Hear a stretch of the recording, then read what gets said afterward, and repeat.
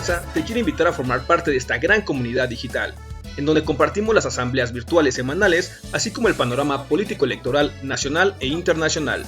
Para informarte de todo, lo único que tienes que hacer es seguir nuestras redes sociales, desde tu celular, tablet o computadora, con estos sencillos pasos. Ingresa a la plataforma de YouTube y en la barra del buscador escribe René Bejarano Martínez y así de fácil encontrarás nuestro canal. Una vez ahí, solo tienes que dar clic en el botón rojo que dice suscribirse y listo, ya eres parte de esta comunidad. Y recuerda activar la campanita en la opción que dice todas para que te llegue un aviso cada vez que subamos un nuevo video. Así de fácil, juntos estaremos construyendo esperanza por el buen vivir.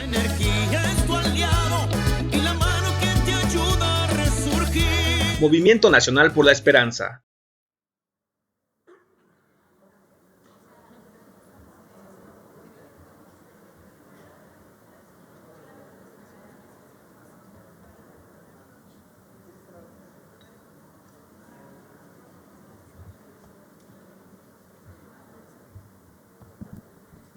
Buenas noches, compañeros y compañeras. Vamos a dar inicio a nuestra asamblea semanal del Movimiento Nacional por la Esperanza. Se encuentran con nosotros aquí en el Presidium el compañero Francisco Zúñiga desde el estado de Michoacán. Nos acompaña un deportista de excelencia, un nadador de aguas abiertas, ganador de la Triple Corona, el compañero Miguel Campero García. Desde el estado de Chiapas nos acompaña el compañero Enoc Hernández. Nos acompaña también nuestra secretaria de Asuntos Internacionales, la compañera Itzel Ortega. Subdelegada del Partido Morena a nivel nacional, nuestra compañera Claudia López Rayón. Nos acompaña de la organización Mujeres por el Cambio, la compañera Carla Alemán. De la Alcaldía Miguel Hidalgo nos acompaña el compañero Fermín Garduño. Y como cada 8 días, nuestro dirigente nacional, el profesor René Bejarano Martínez. Para iniciar nuestra lista de participaciones, le cedemos el micrófono a nuestro compañero Francisco Zúñiga. Buenas noches a todas y a todos. De manera muy rápida, comentarles el tema de gravedad, no solamente en el mundo, sino especialmente en nuestro país, que es el tema de las adicciones. Nuestro país en los últimos años ha aumentado de manera considerable el consumo de drogas en el país. Hace 20 años, el problema fuerte era el consumo del alcohol. Hoy en día el problema grave es el consumo de otro tipo de sustancias que tienen que ver ya con compuestos químicos que generan severos daños, no solamente físicos, sino psicológicos en la persona. Entonces, este tipo de situaciones ha crecido alarmantemente en el país y el gobierno federal ha desplegado una estrategia para atender precisamente ya como una situación delicada en el país, una atención especial para personas que tienen este tipo de situaciones. La Organización Mundial de la Salud declaró la adicción como un problema ya de salud pública, es decir, las adicciones son una enfermedad, pero adicionado a esto, el problema de una persona que tiene una adicción afecta a todo el entorno social, no solamente familiar, sino afecta a todo el entorno social. Entonces, la visión o la forma de ver de la sociedad a una persona adicta es un problema, porque no hemos podido hacer comprender a la sociedad que una persona adicta es una persona enferma. Es decir, si una persona tiene cáncer, la llevamos al hospital, pero si una persona es adicta, lo echamos a la calle, lo corremos, lo anexamos, no sé. Entonces, Por eso la Organización Mundial de la Salud ha declarado una serie de documentos en torno a lo que implica la problemática de dónde inicia un problema como este.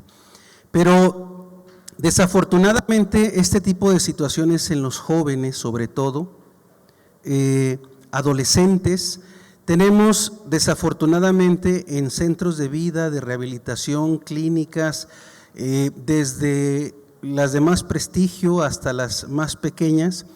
Ahora la gran mayoría de la población son jóvenes y desafortunadamente tenemos adolescentes, profe, y niños. Tenemos en centros de vida niños de 12 años, 11 años, 10 años alcohólicos, drogadictos o marihuanos. Entonces, esto genera una descomposición que tiene que ver con un problema profundo. Yo lo quise mencionar el día de hoy porque esta situación ya incontrolable de consumo y venta de drogas ha afectado tanto a la sociedad y se ha generado un rechazo hacia este sector que la política del presidente de la República ha sido atender de manera directa desde el gobierno a las personas que tengan esta situación. Pero quiero decirles que en la perspectiva de las personas que a nivel nacional nos dedicamos a trabajar con personas que tienen problemas de adicciones, en Michoacán hemos creado un organismo social independiente al gobierno que es el Consejo Michoacano para la Reconstrucción y la Paz. Y hay un área específica para atender las adicciones. Se han abierto centros especiales para atender a este tipo de personas. Y cuando trabajamos estos temas, nos damos cuenta que el problema inicia desde la familia. Entonces, por obvias razones, entonces el remedio tiene que empezar desde la familia. Entendemos el tema del presidente de la República cuando nos habla de una nueva moral política, de una nueva forma de vivir. Entonces, en este contexto y pensando en lo que vivimos no solamente en México, sino un problema que surge en Centroamérica con las acciones que están haciendo, por ejemplo, el presidente de El Salvador, ahora que se ganó Colombia, etcétera. Yo creo que esta es una oportunidad grande para replantear un problema de afectación increíble. Compañeros, compañeras, una persona adicta mata, roba, viola, destroza, destruye, humilla. O sea, una persona con una enfermedad, porque tenemos que entenderlo así, es una persona enferma, es una persona ausente de sí mismo. Entonces, lo comento en este contexto porque este espacio y este grupo en el que hemos trabajado y se abordan tantos temas, yo considero que debemos seguir impulsando acciones como estas que permitan ayudar a los adolescentes y a los jóvenes. En los centros de rehabilitación, por cada 10 internos que hay, 2 son por alcoholismo, profesor, y los demás son por drogas. En una reunión que tuvimos con asistencia de personas expertas de una clínica en Estados Unidos que se llama Heysendel, que no solamente es un centro de tratamiento, sino es un instituto dedicado a investigar las adicciones, nos decían que una persona que consume cristal difícilmente puede rehabilitarse, pero la gran mayoría de las personas adictas en México son adictas a esta droga. Entonces estamos en una situación difícil y más porque leía yo que la gran mayoría de las personas que cometen delitos del fuero común o del fuero federal son personas en estado de adicción, bajo el consumo de alguna sustancia. Pero algo más delicado, compañeros, compañeras, es la incursión ahora por las nuevas formas de vida y cómo va cambiando y se va desarrollando la sociedad, la incursión de la mujer en el tema de la drogadicción y del alcoholismo. Hay centros especializados solamente para mujeres, pero no solamente en el consumo, sino también en el tráfico o en la venta, menudeo o mayoreo. Entonces, creo yo que este es un tema que tenemos que atender porque la descomposición social que estamos viviendo en la actualidad es una tarea que debemos comprender desde abajo. A nivel federal, entiendo yo, se están haciendo los esfuerzos posibles por atender esta problemática, pero quienes estamos ahora trabajando este proyecto que vamos a extender a otros estados, estamos convencidos que la mejor forma de atender la problemática y la enfermedad de la adicción es en el núcleo familiar. La gran mayoría de los adolescentes, niños, jóvenes, incluso adultos que tienen problemas de adicciones son por problemas que nacen o que se dan de pequeños en las familias. Entonces yo creo que es un problema grave, es una enfermedad que debemos de primero conocer para poder implementar acciones en torno a esto. Y lo que genera este tipo de problemas, ayer atendimos a una adulta mayor, tristemente fue violada, hoy atendieron por parte de la CONAVIT, Comisión a Víctimas contra la Mujer, y la persona estaba en estado de ebriedad y era una adulta mayor.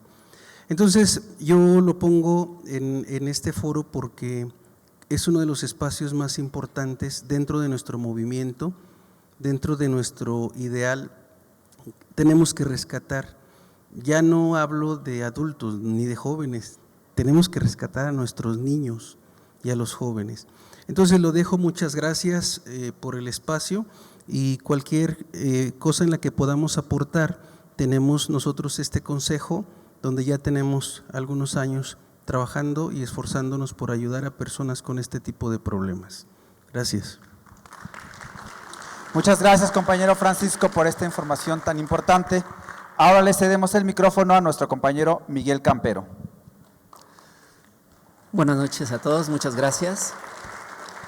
Pues sí, mi nombre es Miguel Campero, soy nadador de aguas abiertas, soy deportista de alto rendimiento desde que era niño, jugué fútbol americano 19 años, después encontré mi pasión en la natación y hoy vengo a hablarles de una alternativa, como dice el compañero, estamos atacando a los problemas sociales como la droga, como el abandono de la educación, y les vengo a platicar un poco del deporte, de lo que yo he vivido y de la propuesta que traemos hoy como la nueva esperanza con el profesor Bejarano. El deporte, como todos ustedes, empieza como un juego, como una recreación. Después, ya con reglas específicas, empezamos a practicarlo, empezamos a competir con demás gente. Pero nosotros queremos tomar el deporte como alternativa y como un estandarte dentro de este tema tan fuerte de las drogas, de la desobligación de los jóvenes, para llevar una educación integral. Queremos integrar la cultura, las ciencias, el deporte, todas nuestras tradiciones para llegar a un solo fin, que es la educación, pero la educación integral, la educación de excelencia. Queremos integrar también la inteligencia emocional, saber cómo relacionarnos, todo este tema que comparte aquí con nosotros mi compañero, también que todos sepamos desde niños cómo saber relacionarnos, cómo saber integrarnos a una sociedad. Ahora yo les comparto, he competido alrededor del mundo y me doy cuenta que la educación es una parte fundamental, es un eslabón, es el eslabón principal que requerimos para no gastar tanto dinero en personas que tengan problemas con droga. Ya no queremos más ladrones en la cárcel, queremos gente productiva, queremos gente que sume a este país, que la verdad podamos ser felices, que eso es la verdad la finalidad que tenemos todos.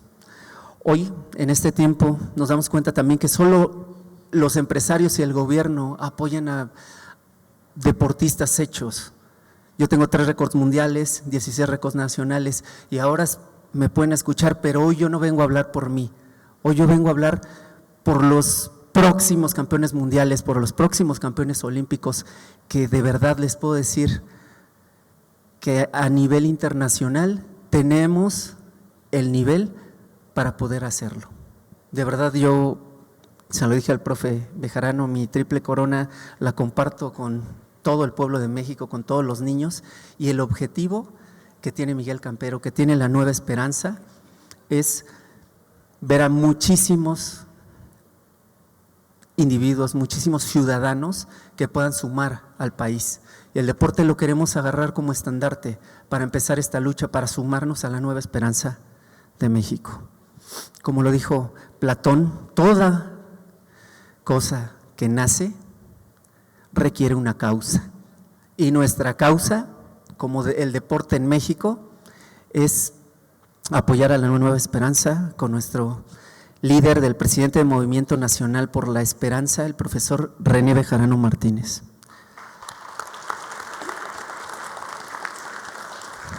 Hoy, además de hablar del deporte y de todo lo que podemos hacer, todo lo que podemos lograr, también quiero compartirles lo que hemos trabajado, lo que han trabajado también muchos compañeros aquí en el deporte. Les quiero presentar a la crema innata de la natación de la Ciudad de México, Pedro Piña, que acaba de ganar el segundo lugar en el triatlón de Huatulco en 2022. Michelle Camacho, Olimpiada Nacional, ha ganado Juegos Nacionales, está en el top 5 a nivel nacional, es triatleta elite y una excelente carta para Juegos Olímpicos ahora en el 2024 en París. También tenemos Aranza Riovalle, es una competidora de nado sincronizado que nos ha representado en Juegos y Olimpiadas Nacionales. Edgar Riovalle Becerril, uno de nuestros mejores velocistas de aquí de la Ciudad de México, que también nos está representando a nivel nacional e internacional. Además, quiero presentarles a los que hacen posible que ellos nos representen a nivel nacional e internacional. Les voy a presentar a dos entrenadores. Entrenador de triatlón, Alfonso Hernández, que es el head coach del equipo Fortius de triatlón. Él es el creador de Pedro Piña y de Ichel. También quiero presentarles a la profesora de atletismo, Yadira Vargas Martínez.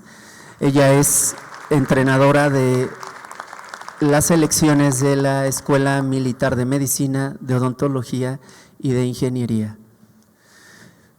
Pues este es un proyecto que tenemos, se llama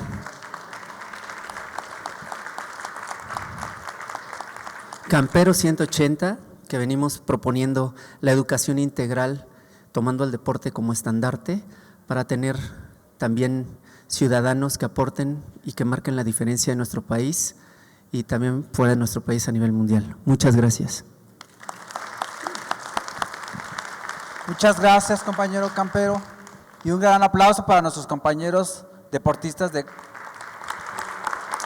aquí de la Ciudad de México.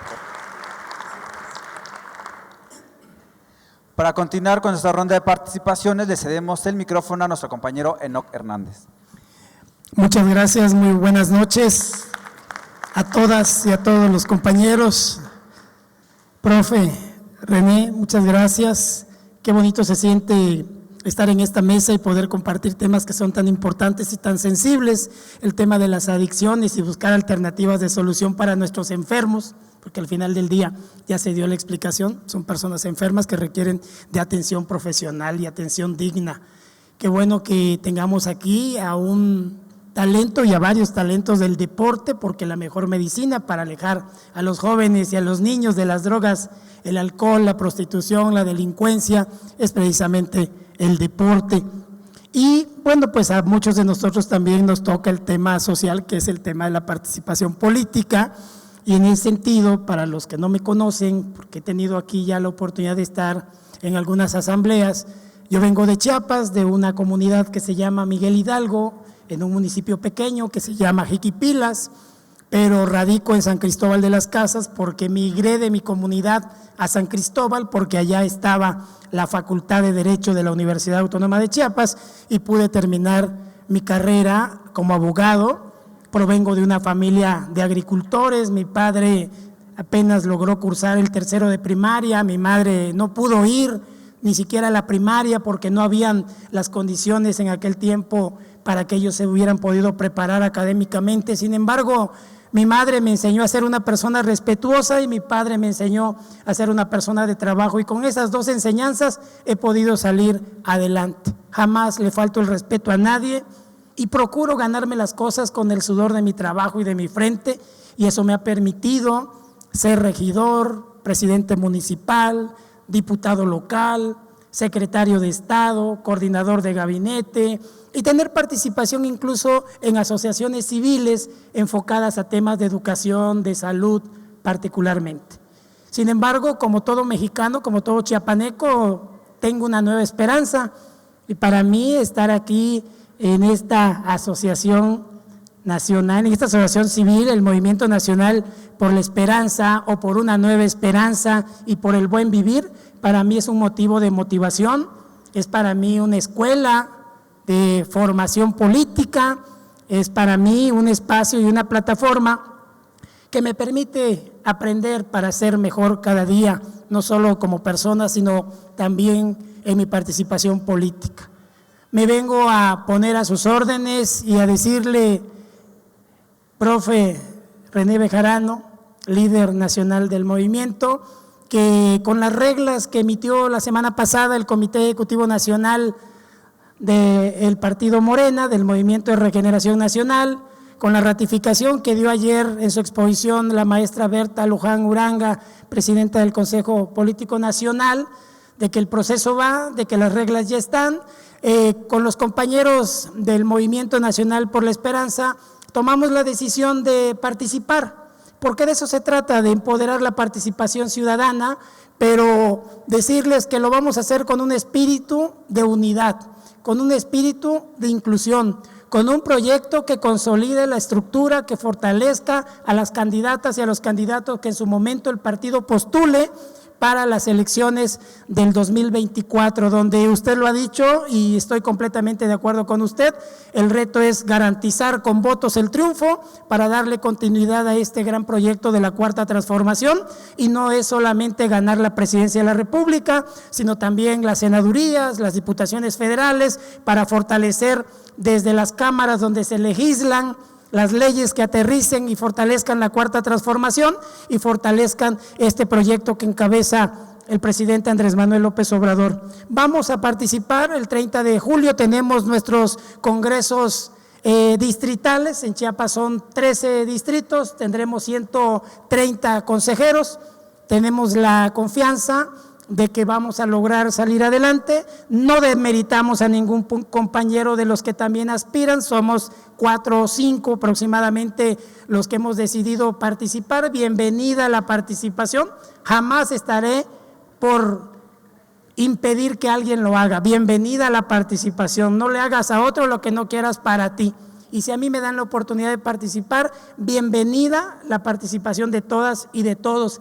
Pero sí, en nuestro caso, y ese es el compromiso que hago en esta Asamblea Nacional, de que lo vamos a hacer a favor del partido, por encima del interés personal, que no estoy buscando trabajar desde la dirigencia porque quiero una candidatura, no, quiero trabajar por el fortalecimiento del partido. La candidatura en su tiempo llegará, porque de lo que se siembra se cosecha, pero todo tiene su tiempo, y este es el tiempo de trabajar, de fortalecer y de sumarnos todos a ese proyecto de la Cuarta Transformación. Ese es mi compromiso, lo planteo en esta asamblea y esperamos en Dios que el 30 de julio logremos los consejeros que requerimos para ir el 6 de agosto a la asamblea estatal y prepararnos para el 11 y 12 de septiembre, para que también, donde así al partido convenga, apoyemos a quien vaya a ser también y quienes vayan a ocupar la dirigencia nacional de Morena, la Esperanza de México. Muchísimas gracias. Muchas gracias, compañero Enoc, por esta información. Continuamos con nuestra lista de participaciones y le cedemos el micrófono a nuestra compañera Carla Alemán.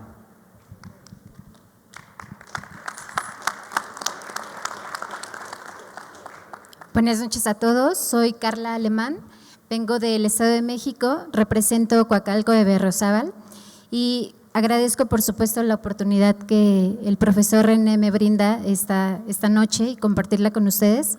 Represento una asociación civil llamada Mujeres por el Cambio México y hoy con orgullo puedo decir que tenemos representación en varios estados, principalmente el Estado de México. Abarcamos distintos municipios y me siento muy orgullosa del trabajo que han hecho las mujeres en este ámbito político electoral, porque las mujeres somos movilizadoras, somos políticas y hoy tenemos la oportunidad de empoderarnos políticamente y tener participación. Esa es mi labor en todo el país. Oaxaca es uno de mis estados que mayor trabajo ha realizado y me siento orgullosa de poderlo compartir con ustedes. Le presenté mi trabajo al profesor René y agradezco mucho la oportunidad de que las mujeres se sumen a este proyecto porque podemos tener una voz latinoamericana y qué orgullo poderlo representar. Las mujeres que se quieran seguir sumando serán bienvenidas a este proyecto, sumándonos al proyecto del profesor René, y agradezco mucho que hayan tomado la atención a mi participación. Gracias. Muchas gracias, compañera Carla. Y ahora le cedemos el micrófono a nuestro compañero Fermín Garduño. Muchas gracias, buenas noches a todos. Profesor, muy buenas noches. Uno se siente realmente acobijado cuando de repente en reuniones como estas nos dan la oportunidad pues de expresarnos y de plantear algunas cosas que sin duda alguna venimos arrastrando. Como lo mencionaron, mi nombre es Fermín Garduño, yo provengo de la alcaldía Miguel Hidalgo aquí en la Ciudad de México. Como ustedes sabrán, el año pasado sufrimos una de las derrotas más lamentables y difíciles que se dieron aquí en la ciudad, perdiendo algunas de las alcaldías más importantes. Mas, sin embargo, después de casi ya 8 meses de que pasó el tema de la asociación de gobierno y a un año de la elección, pues hoy caemos en un asunto de reflexión, por lo cual queremos plantearles pues esta posición que hemos manejado desde Miguel Hidalgo. Agradeciendo decirles a mis compañeros Luis Mares, Rafa Guerrero, Gabriela Colunga, que nos acompañan también, decirles que pensamos que una de las cosas que hemos dejado de lado es precisamente la participación ciudadana, el involucrar a la gente en los esquemas políticos. Desafortunadamente, desde hace muchos años, hemos venido arrastrando un estigma del político tradicional, que la gente lo ve como algo perverso, como algo malo, ¿no? En muchos casos, a mí me ha tocado, cuando hemos llegado a algún lugar, la gente relaciona a los políticos con cuestiones como traición, como robo y demás cosas. Algo que nosotros hemos venido manejando es precisamente cambiar el estigma. ¿A partir de qué? De ir involucrando y generar una cultura política desde las bases, desde los jóvenes. Hace rato que platicaba yo con el profesor René, le comentaba, cuando nosotros recién iniciamos en este proceso, había un espacio que se abría para los jóvenes, que eran las tertulias políticas, en donde invitábamos a personalidades de la política partidista a que fueran a platicar con los jóvenes, que ellos de viva voz les platicaran su experiencia, de decirles cómo estaban viendo el tema político en su respectiva localidad, ya sea municipal, desde el Congreso, en el Estado, etcétera, etcétera. Creo que hoy es algo que nos ha venido haciendo falta y de verdad tenemos que empezar a meternos con los chavos, que son las personas que van a gobernar algún día este país. A partir de que nosotros podamos ir formando mentalidad política en los jóvenes para que ayuden, para que se metan, se comprometan con la ciudadanía, con sus vecinos. La política no solamente es un lugar de altas alcurnias o de altos vuelos. La política la hacemos desde nuestra casa, desde el momento en que pedimos un permiso a nuestros papás, tenemos que negociar, ok, me voy de fiesta el fin de semana, lavo los trastes, pues lo que resta del día, etcétera, etcétera. Cosas de esa naturaleza. Decirle a la gente que pueden participar en el sentido de decir, hay gestión que pueden lograr para tus vecinos, para tu calle, para tu colonia. Todo ese tipo de cosas son las que ahora de nosotros, desde Miguel Hidalgo, estamos tratando de inculcarle a toda la gente, ¿no? Sobre todo a los compañeros que han tenido ese maltrato, sobre todo a esa gente que han tenido ese desasiego. Hoy nos enfrentamos en Miguel Hidalgo ante un paradigma bastante complejo. Por un lado, la oposición, el nuevo gobierno panista que se integra, pues que ha venido a descabezar todo y que ha venido a no atender ninguna gestión precisamente porque piensan que todos estaban sometidos a Morena. Y por el otro lado nos encontramos en las pugnas internas del partido, que hoy sí los culminamos a decirles, cerremos filas, hagamos algo, causa común, tenemos un proyecto adelante, un proyecto que sacar adelante. No solamente era llegar al gobierno de la República, sino mantener las prácticas y sobre todo el mensaje del presidente de decir alto a la corrupción, alto a la impunidad, pero sobre todo alto a los malos tratos. Hoy con el proyecto del profesor René Bejarano nos sumamos y de verdad les externamos nuestro agradecimiento, de verdad nuestro compromiso de decirles vamos a trabajar por un bien común, vamos a trabajar por defender esta soberanía, por defender a nuestra sociedad, pero sobre todo porque el gobierno de la 4T siga triunfando. Desde aquí les mandamos un saludo y de verdad nuestro agradecimiento por este recibimiento. Buenas noches y gracias. Muchas gracias, compañero Fermín, por este mensaje. Recordarles e invitarles que este sábado, 25 de junio, se va a llevar a cabo la 41 edición de la Marcha del Orgullo de la Ciudad de México. Ahí vamos a estar representando al Movimiento Nacional por la Esperanza, para quienes nos quieran acompañar. Recuerden llevar cubrebocas y pues ni modo, no se va a poder hacer beso de tres durante la marcha, entonces, por cuestiones de sanitarias. Ahora le cedemos el micrófono a nuestra compañera Itzel Ortega. Hola, queridos compañeros y compañeras, muy buenas noches. Me da mucho gusto poderlos acompañar en la asamblea del día de hoy, a pesar de las fuertes lluvias que han venido este día, pues estamos aquí varios y varias. Y pues como ya imaginarán, quiero compartir con ustedes dos temas que fueron de suma importancia este fin de semana. Me refiero, por supuesto, a la elección parlamentaria que se llevó a cabo en Francia y también a la segunda vuelta que se realizó en Colombia. Y bueno, voy a iniciar justamente sobre las elecciones parlamentarias en Francia, en donde el actual presidente francés, Emmanuel Macron, pues perdió la mayoría parlamentaria en esta segunda vuelta y bueno, pues da un avance importante la extrema derecha y la extrema izquierda, que ocupan estos curules que le fueron arrebatados al partido de Macron. La coalición centrista, conocida como Ensemble o en español conocida más bien como Juntos, obtuvo bien la mayoría de los escaños, obtuvo 245 escaños, pero quedó con 44 menos de los que ya tenían, lo que impide que tenga así entonces la mayoría absoluta en la Asamblea Nacional, este espacio que diría yo es la Cámara Legislativa más importante en ese país por las decisiones que ahí se toman, que son relativas al presupuesto, a la política exterior y muchos otros temas pues prioritarios para ese y cualquier país del mundo. Y bueno, este resultado, que repito, desplaza al partido de Emmanuel Macron, pues es sumamente inusual para Francia, porque pues estaba acostumbrado a que Emmanuel Macron desde 2017 gana esta mayoría absoluta y por ende puede hacer las modificaciones legislativas que le convengan a su partido para entonces implementar las políticas públicas y las acciones que su gobierno creen prudente, sin necesariamente la negociación o sin necesariamente una explicación profunda de estos cambios frente a la población.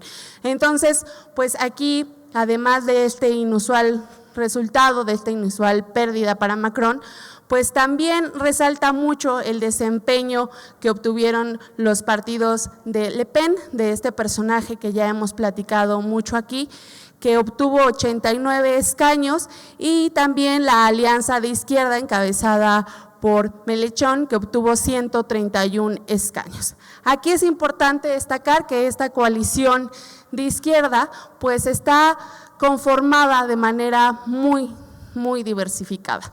Tenemos a los socialistas, también tenemos comunistas, pero también tenemos a los que se asumen como ecologistas, en fin, una diversidad que pues logró unificarse, logró obtener este resultado allá en la Asamblea Legislativa, pero que sin duda también pues pone o complejiza el panorama. ¿Por qué?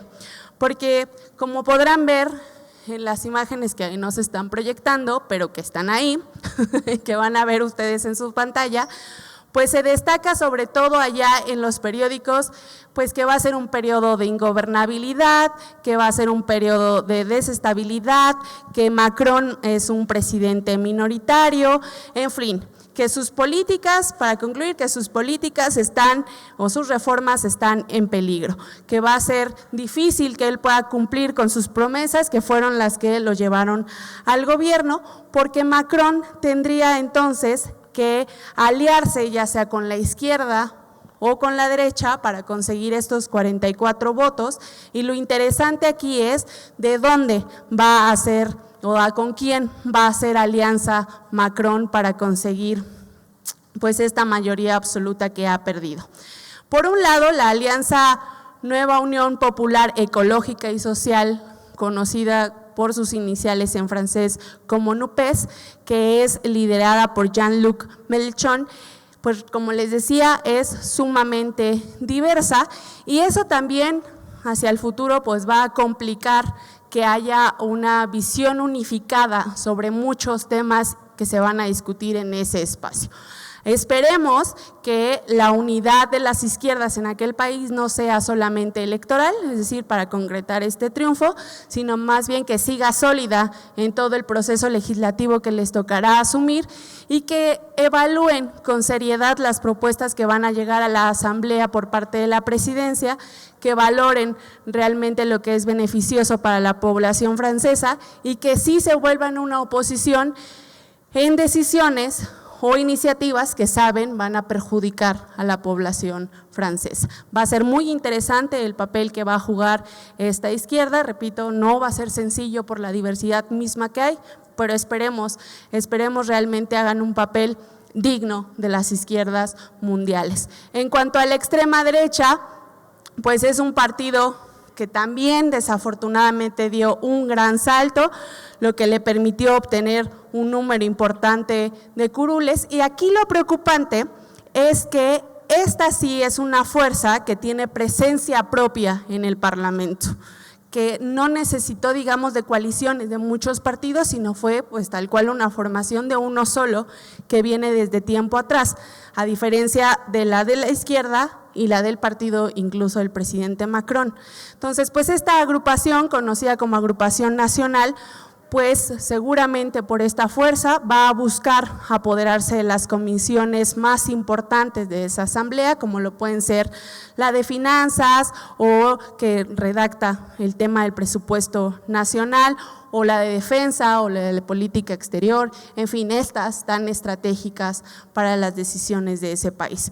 Y bueno, pues esperemos que no la tengan tan fácil, repito, esperemos que sí la izquierda logre ahí acordar en temas importantes, colocar a sus representantes en estas comisiones y no le dé juego a esta extrema derecha que también tiene una representación importante. Ahí lo pueden ver ustedes en el color morado que se ve aquí.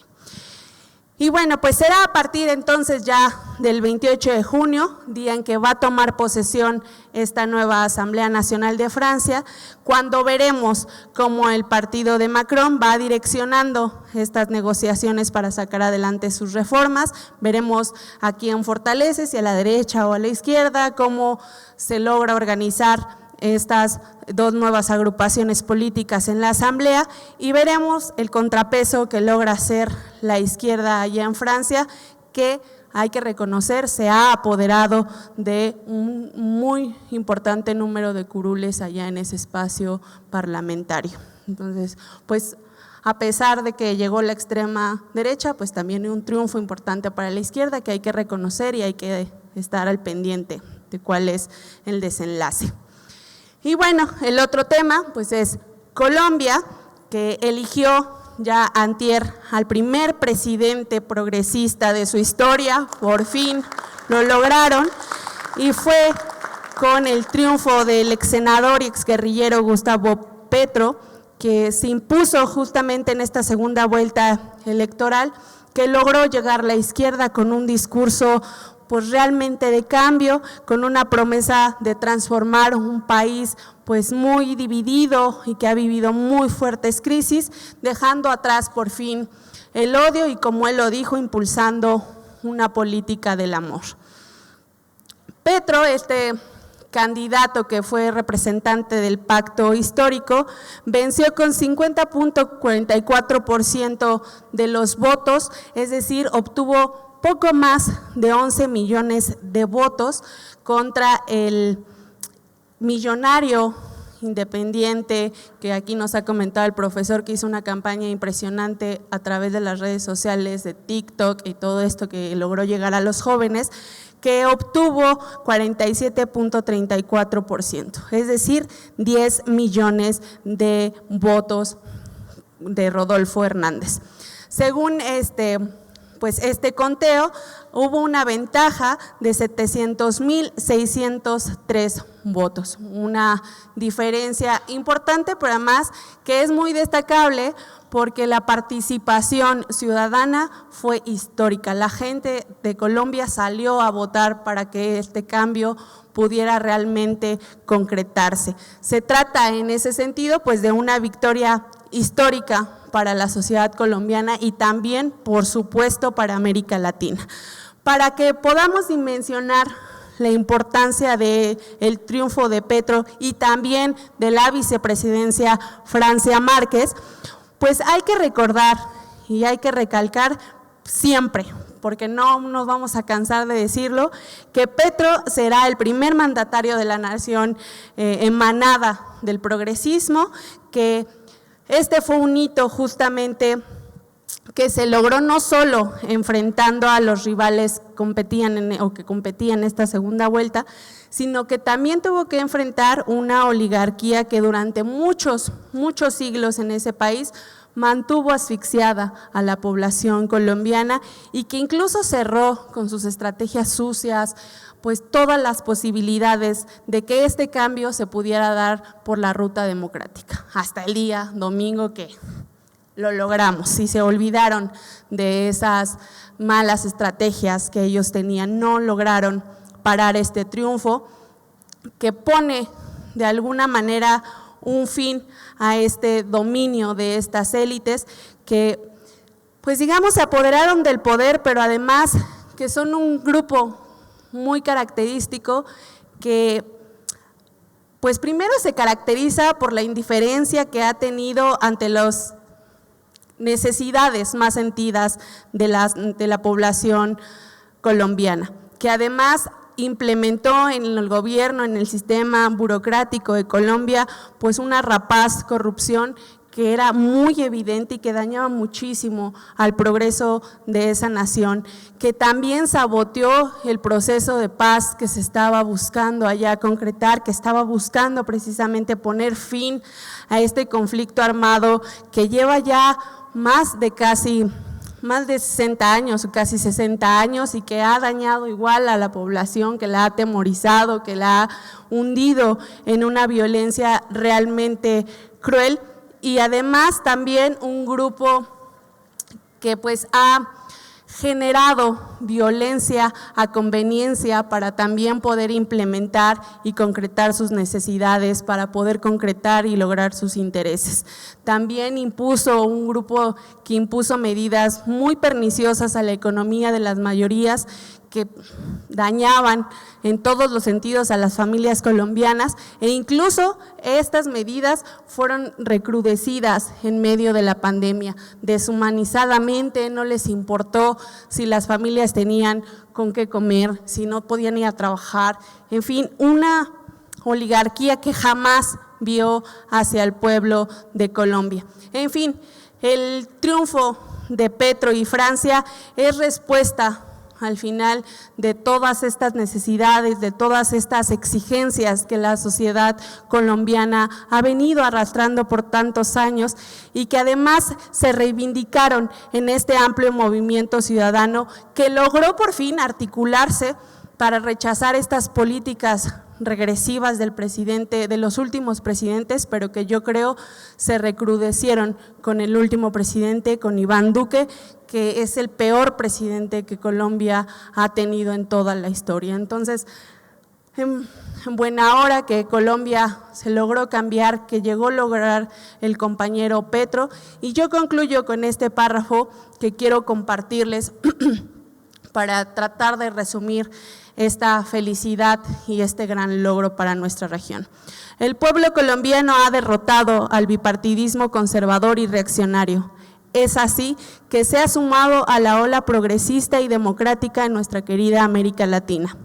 No tenemos la menor duda de que a esta tendencia se le sumarán en octubre del presente año los y las hermanas del Brasil. Nuestra patria grande avanza decididamente hacia un horizonte, hacia un futuro incluyente y equitativo.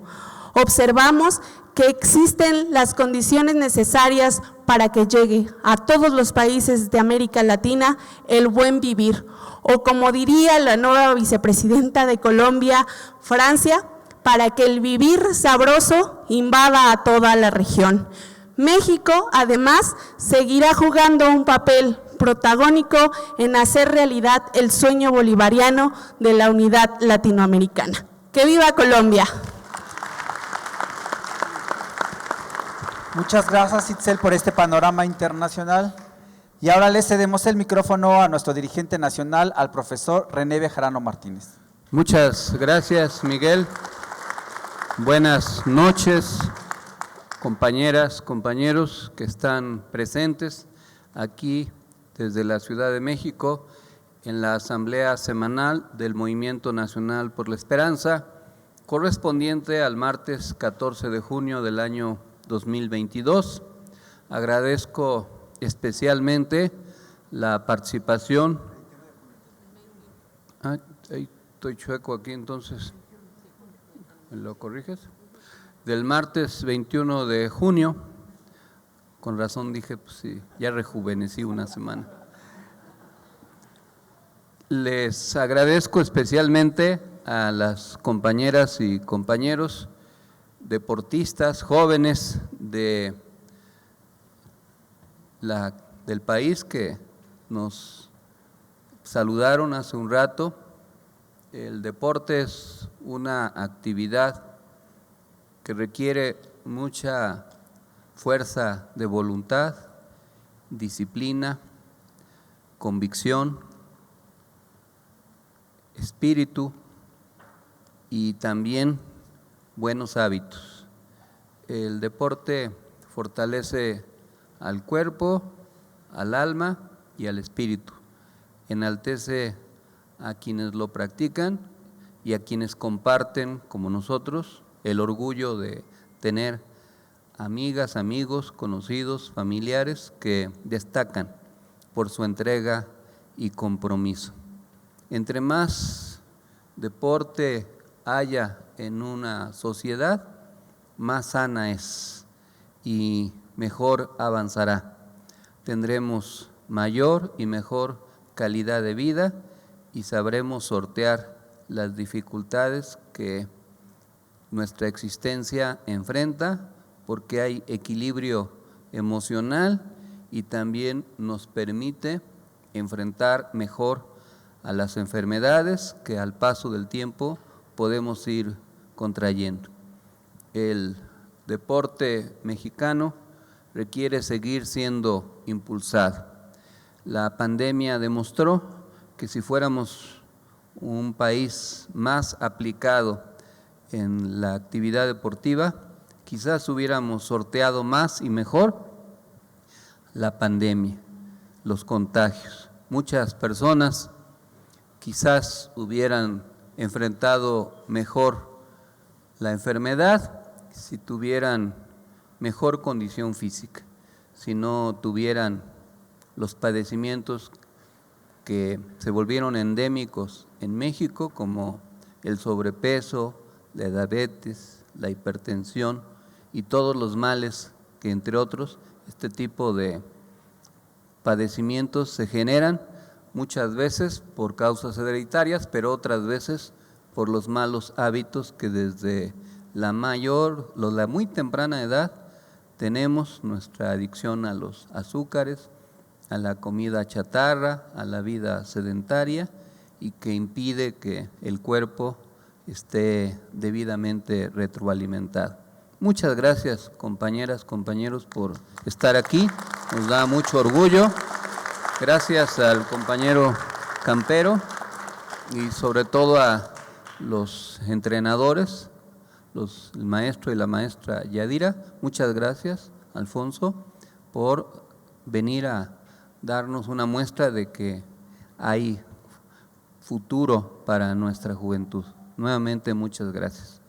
Y agradezco a todas y a todos los compañeros de diversos puntos del país que están conectados y asimismo a los que están presentes del Estado de México, de Tlaxcala, de Chiapas, de Morelos, de Veracruz, etcétera. Gracias por su presencia y su participación, así como a las compañeras y compañeros de la Ciudad de México. Esta semana pues hay varios temas que comentar. En primer lugar, el seguimiento del COVID-19. Hasta el día de ayer sumaban casi 6 millones de casos en el país, con los 2.132 que se reportaron en las más recientes 24 horas, según lo reportó la Secretaría de Salud, que en total, dijo, también se han aplicado 209.179.257 dosis de vacunas, de las cuales alrededor de 53 millones corresponden a refuerzos. Hubo un repunte en el número de contagios, pero por fortuna, gracias a el sistema inmunológico fortalecido derivado de las vacunas, ya los efectos de los contagios no son tan duros ni letales como en el pasado.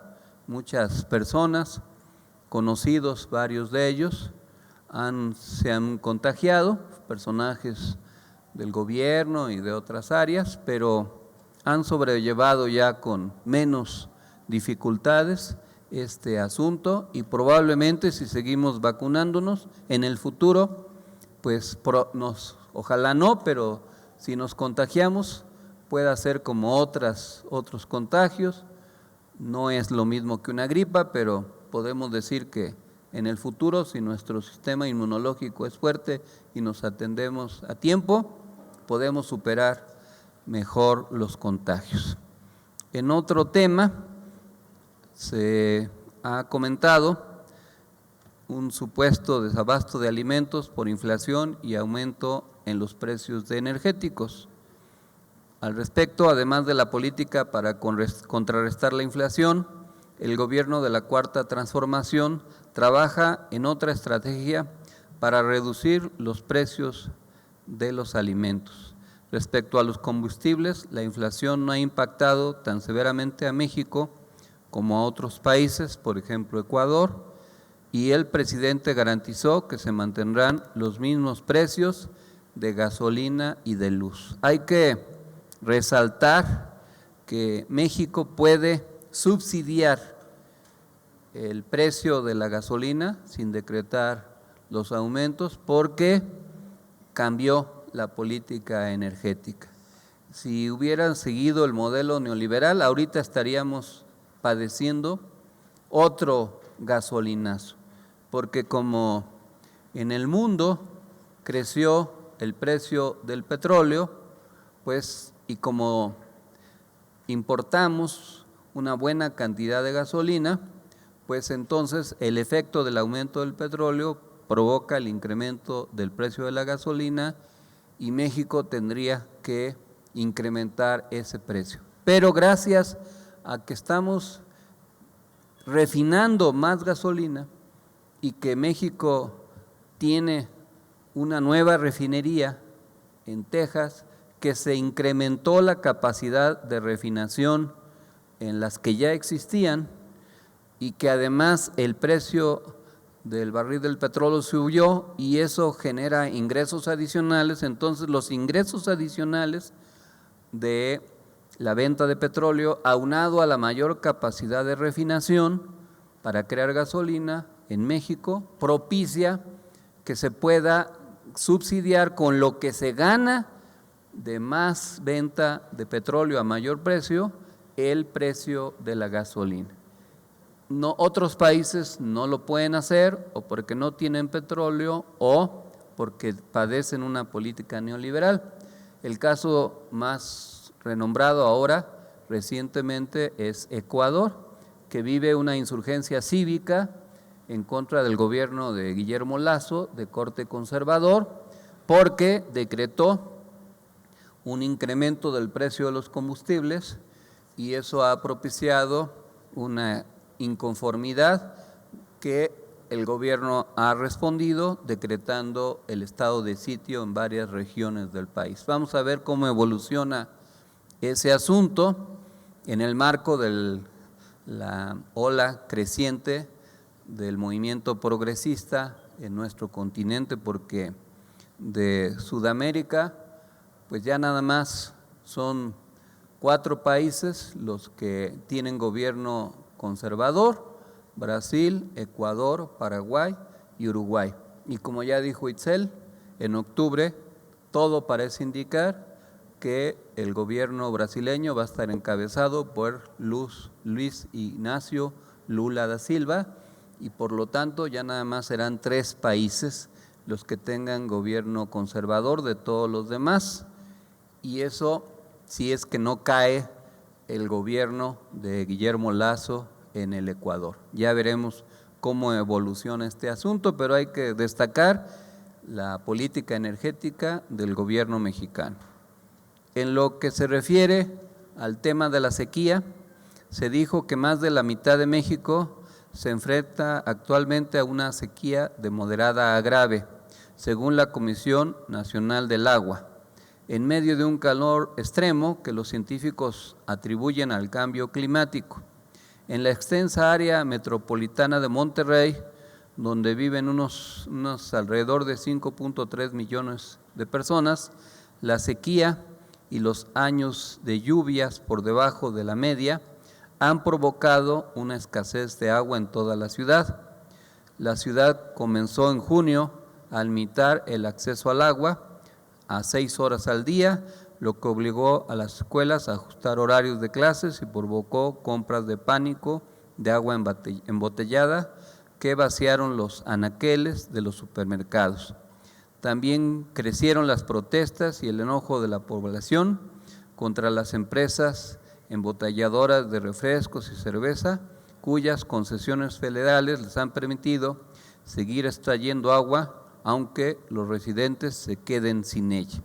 Este problema del agua es complejo y uno de los temas que conviene resaltar ha sido la política de los gobiernos neoliberales para privatizar el agua, como lo acaba de hacer el gobierno de Querétaro en medio de la crisis del agua en el norte del país. ¿Qué hacen?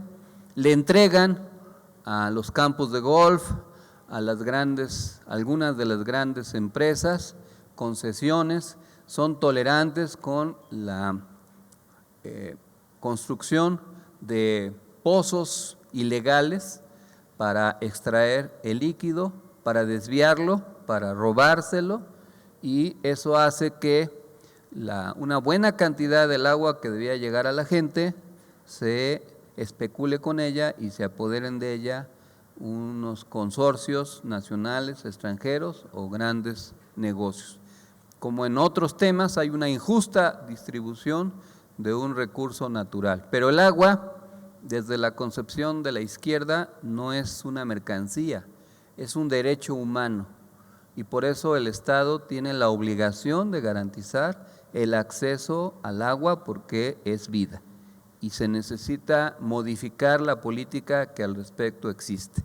Esto es algo que ahora hay que alertarlo, pero vean el ejemplo de la derecha, de cómo en medio de la crisis, por ejemplo en Querétaro, el PAN y sus aliados decidieron privatizar el servicio de agua en aquella entidad, a diferencia de lo que hace la izquierda en el gobierno.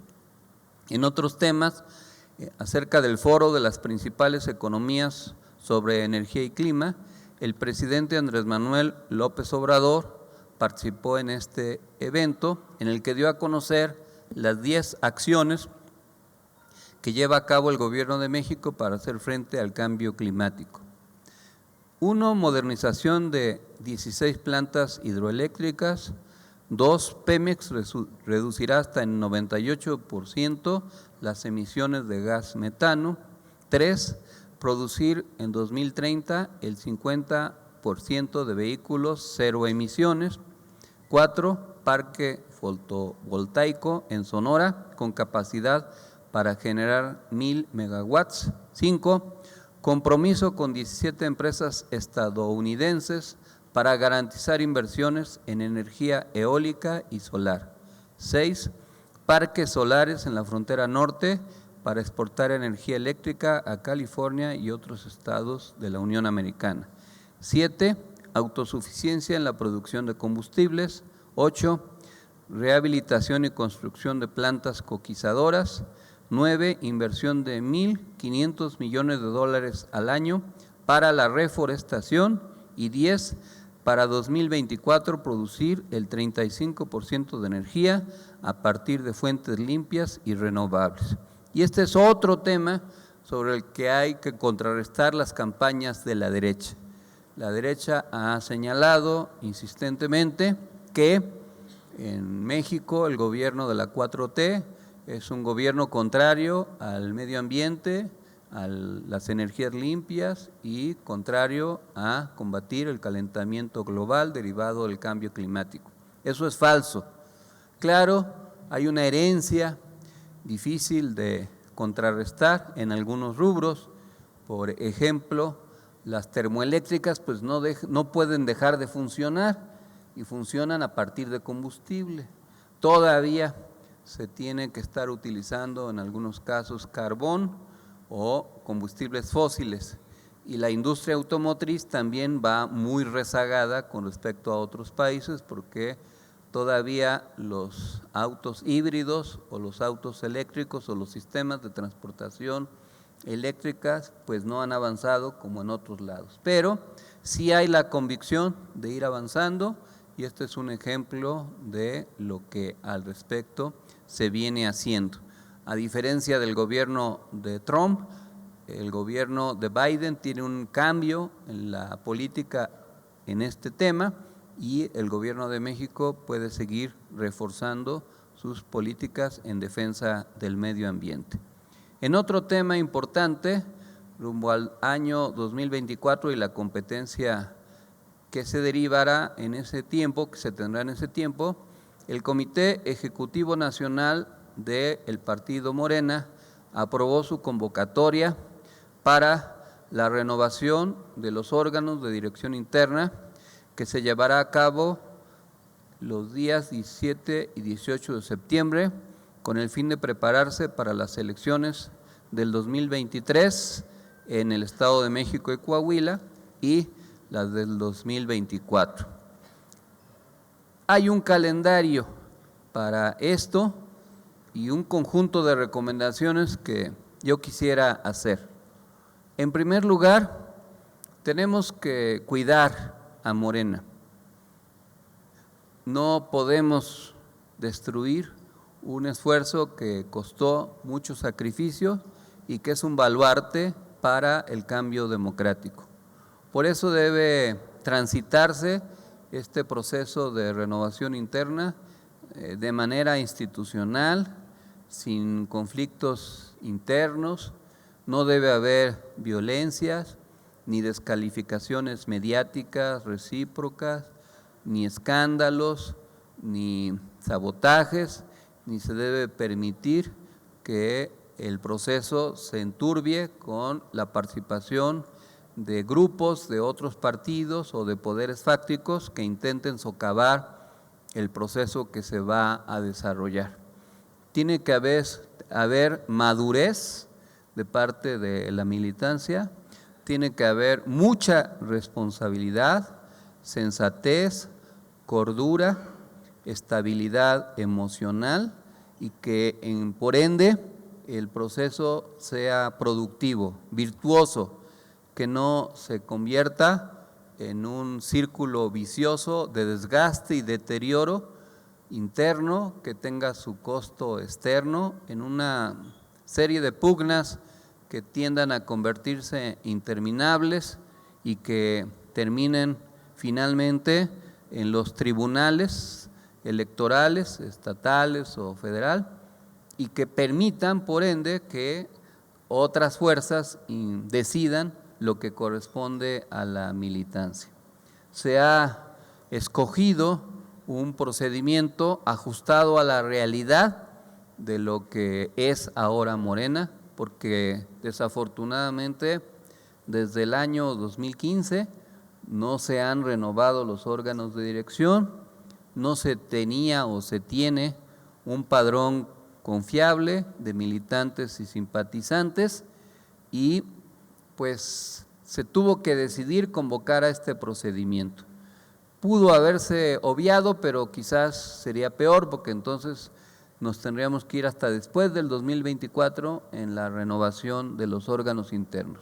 Y mejor hay que hacerlo de una vez, pero hay que hacerlo adecuadamente.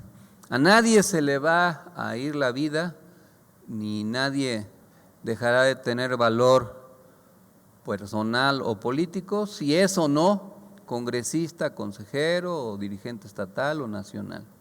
Eso puede ser o no puede ser, pero que nadie pierda la cordura, que nadie se desestabilice y piense que tener un cargo en la estructura de Morena es equivalente a la última Coca-Cola del desierto, y que en ellos se les va la existencia y caigan por ende en la desesperación y se acuda a dinámicas perversas que no debemos tolerar. Tiene que haber un procedimiento democrático, transparente, en donde no se caiga en vicios del antiguo régimen. Tenemos que ser cuidadosos de no acudir a prácticas corporativas, ni a comprar votos, ni a adulterar padrones, ni a falsificar resultados, ni a montar provocaciones. Es un esfuerzo cívico del cual tenemos que salir fortalecidos. Son cientos de miles, sin exagerar, las personas, hombres y mujeres, que van a participar en ese proceso. Y por eso tenemos que cuidar que salga lo mejor posible. No está de por medio solo el destino personal o individual de los líderes de los equipos, sino el destino del proyecto. Y si Morena se desgasta, pierde simpatía, genera ingobernabilidad interna, entonces vamos a perder simpatías ante la gente y eso nos puede costar resultados electorales adversos. Aprendamos de malas experiencias del pasado para no repetirlas y tratar de hacerlo lo mejor posible. El calendario realmente es muy simple. Quienes deseen aspirar a ser congresistas y consejeros tienen que solicitar su registro antes del 15 de julio ante la instancia correspondiente, cumpliendo los requisitos que están claramente establecidos en la convocatoria. Luego, el día de la votación va a ser pues una jornada por el número de personas que van a acudir. Se van a instalar especies de centro de votación y los que vayan ahí, si están afiliados, pues ya los buscan en el padrón. La mayoría no van a estar afiliados, pero los que estén afiliados pues van, presentan su credencial de elector, si corresponden al distrito, votan por un hombre y una mujer, nada más. Y los que no estén afiliados, se quieren afiliar, en ese momento se afilian con su credencial y votan.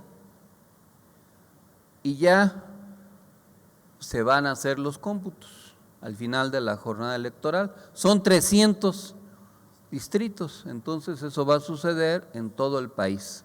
¿Qué recomiendo?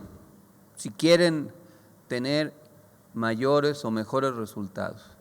Es imposible, por el sistema de votación, que un equipo político o dos conquiste los 10 lugares que se van a elegir por cada distrito, 5 hombres y 5 mujeres. ¿Por qué? Porque cada persona que vaya a votar solo puede votar por un hombre y una mujer.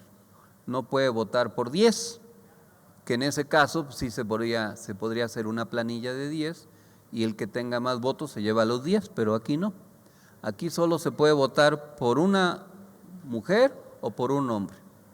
Y las 5 mujeres más votadas y los 5 hombres más votadas van a resultar los electos.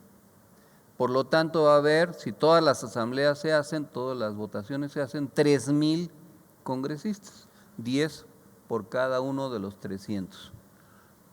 ¿Qué recomiendo? Pues si hay aspiración, no dispersen sus votos, unifiquen su votación, porque si en una entidad, en un distrito, por decir algo, hay 5 equipos de esta fuerza del MNE y cada uno va con sus 2, lo más probable es que pues ninguno quede, porque otros van a ir unificados y van a votar por 2. Entonces, establezcan sus prioridades, un hombre y una mujer, para que tengan la mayor cantidad de votos. Acuérdense que pueden ser hasta 200 candidatos hombres y 200 mujeres, pero de esos solo van a resultar electos 10. O sea, candidatos pueden ser muchos, hasta 400 o 300, pero nada más va a haber 10 electos. Las 10 personas más votadas. Entonces, ¿qué les sugerimos? Pues unifiquen. Si no, lo que va a pasar es que en un distrito pues van a quedar, vamos a suponer un ejercicio numérico, vamos a suponer que votan, porque sí va a ser 5,000, si alguien sacó 3,000 votos, pues ya pasó, si el siguiente 2,000, pues ya, y el tercero 1,800 y el cuarto 1,500 y el quinto 1,400, ahí se acabó. Y si otros sacaron 300, 800, 700, pues sí, qué bueno, tuvieron su votación, pero no van a quedar electos. Entonces lo mejor es concentrar en los personajes que tengan mejores posibilidades de ganar. Sé que es difícil, porque en este asunto de los equipos pues hay competitividad y es complicado, pero es una recomendación para que no se disperse la votación y tengamos los mejores resultados. Y si quedan, pues entonces ya irán a la etapa siguiente. Acuérdense que estos 3,000 en cada una de las entidades serán los que, según el número de distritos, van a definir el comité estatal correspondiente. Por ejemplo, en Tlaxcala pues va a haber 30 y esos 30 van a decidir lo correspondiente a ese estado. En el Estado de México, como son 441 distritos, pues serán 410. En la Ciudad de México, como son 24 distritos, serán 240 los que van a integrar los órganos de dirección.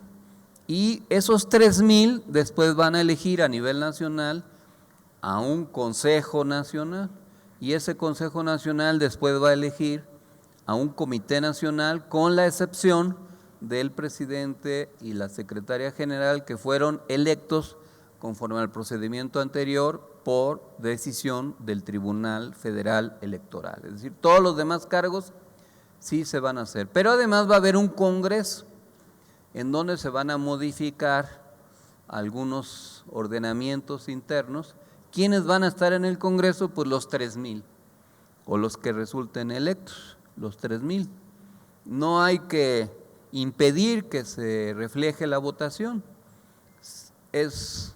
En los procesos anteriores hubo distritos donde se impidió la votación y se anularon las elecciones, pero eso puede suceder y lo único que va a pasar es que se queden sin representación los de ese distrito, y ojalá eso no suceda, porque si se anulan 50 distritos, de todos modos va a haber congreso con los distritos en donde sí hubo votación. Les pedimos que se dediquen a organizar, a que libre e individualmente convenzan a sus simpatizantes de que voten por los candidatos o candidatas que ustedes decidan y que vayan libremente a sufragar ese día. Si hay liderazgo, pues no hay que acudir a prácticas indebidas, simple y sencillamente a reflejar el trabajo de muchos años en la votación. Y los que resulten, pues enhorabuena, tendrán que trabajar adecuadamente. Esto ya es inminente, estamos a poco más de un mes y una semana para la votación. Entonces, hagan su plan de trabajo, consensen sus propuestas, registren sus candidaturas y que se proceda en consecuencia. Hay candados para quienes se pudieran registrar y uno de los candados es no haber sido postulado por otro partido a un cargo de elección popular en los procesos precedentes y tener, pues demostrar militancia o simpatías hacia la Cuarta Transformación. La mayoría de los que soliciten su registro lo van a obtener y esperemos que esto se desarrolle adecuadamente. Estamos convencidos de que si ustedes se organizan, vamos a salir adelante. Ojalá tengamos propuestas en los 300 distritos. Y si logramos que algunos de nuestros compañeros salgan electos, pues ahí van a estar en el Congreso Nacional y en los respectivos órganos correspondientes. Así es que adelante a trabajar en ese esfuerzo democrático.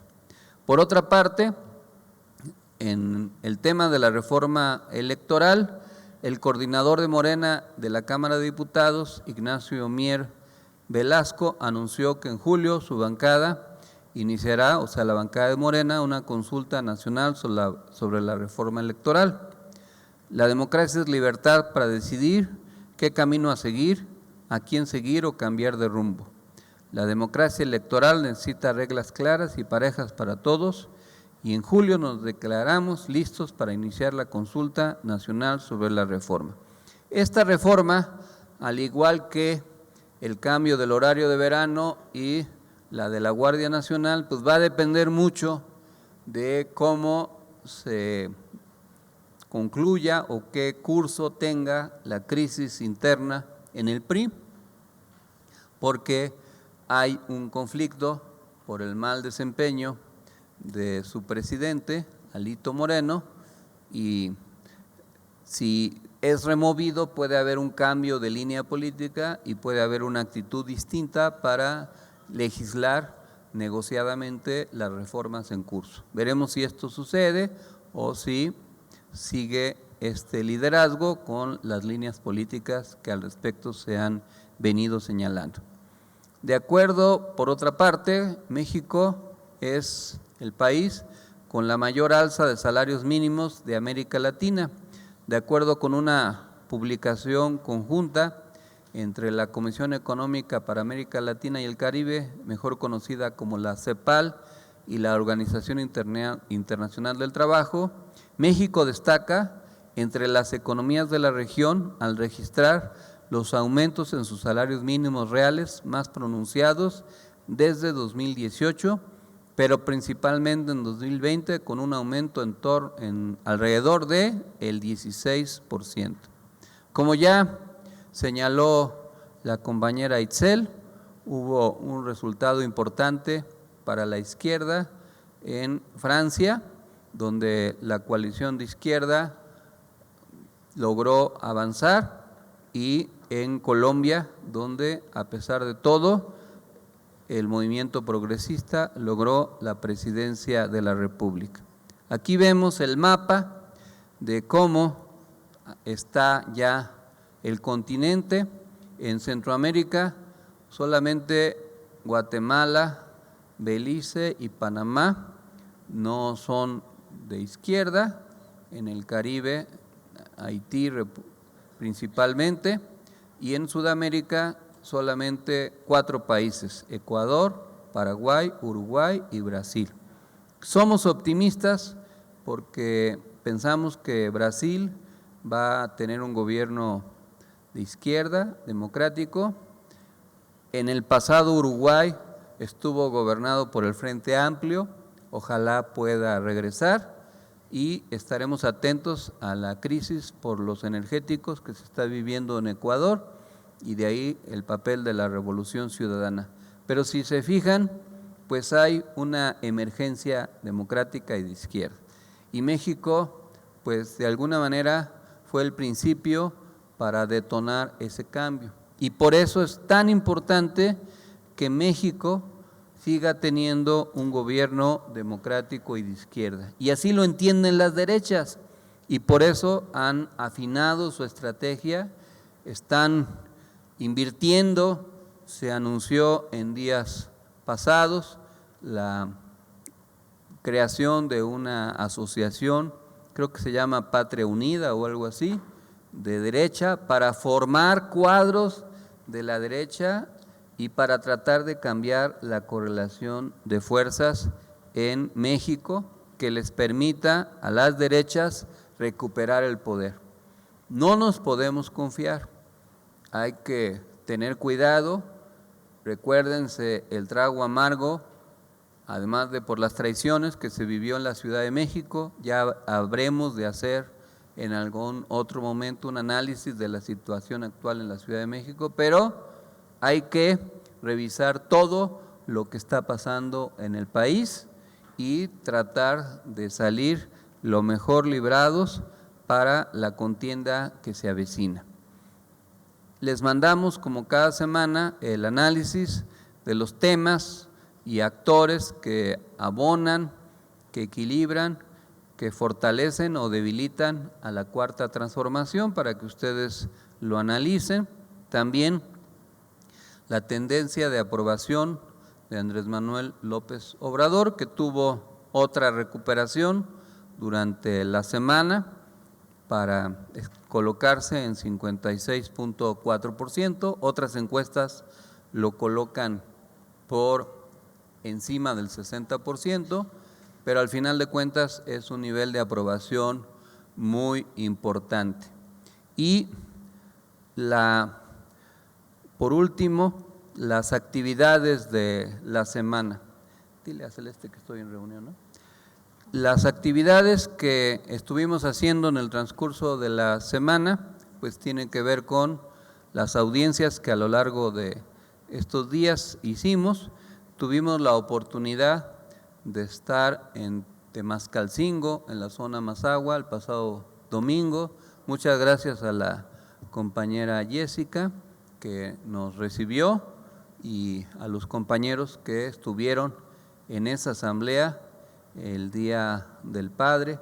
Es un municipio alfarero que tiene una tierra muy especial, que tiene virtudes excepcionales. Con esa tierra hacen un vaso que se llama crisol. Ese vaso es de barro y lo cocen a más de 1200 grados de temperatura. Y parece un vaso burdo, pero ese vaso es más resistente que el oro y la plata.